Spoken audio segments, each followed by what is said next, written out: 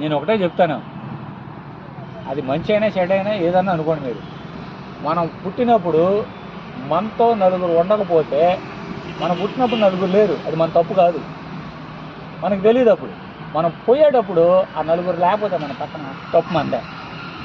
ఇన్నాళ్ళు బతికేవుగా, వేరే నలుగురు. డబ్బు ఉంది చాలా నీ దగ్గర, నలుగురు ఏరి. బంగారం ఉంది చాలా నీ దగ్గర, ఆ నలుగురు ఏరి. భూమి ఉంది నీ దగ్గర చాలా, ఆ నలుగురు ఏరి. బిందులో నుంచి బంగారపు లోట అయినా రాదు, మంచిగా తీసుకోండి. ఓ మనిషి ఆదరవ కావాలి, ఆ మనిషి ఏడి. నలుగురిని సంపాదించుకోవాలి, ఆ నలుగురు ఏరి. మన లైఫ్లో ఆ నలుగురు ఉండాలి, ఆ నలుగురు లైఫ్లో మనం ఉండాలి. తినడానికి ఉంది, ఉండటానికి ఉంది, ఓ కోట్లు గడించాల్సిన పని లేదు. మా అమ్మ కష్టపడింది, చదువుకోరా ఉంది, చదువుకున్నాను, ఈ దశకి వచ్చాను. దేవుడు సాయం చేస్తేనే వచ్చాను ఈ దశకి. మనం ఎంతోమందికి చేద్దాం అనుకుంటున్నాం, కొంతమందికి చేద్దాం.